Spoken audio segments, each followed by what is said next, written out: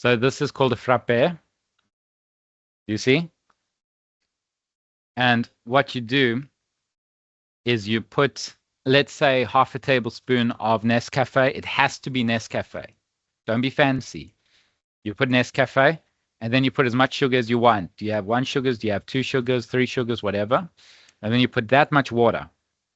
Froth it up, and it becomes like very foamy that if you turn it upside down, it won't fall. Okay? This is a frappe.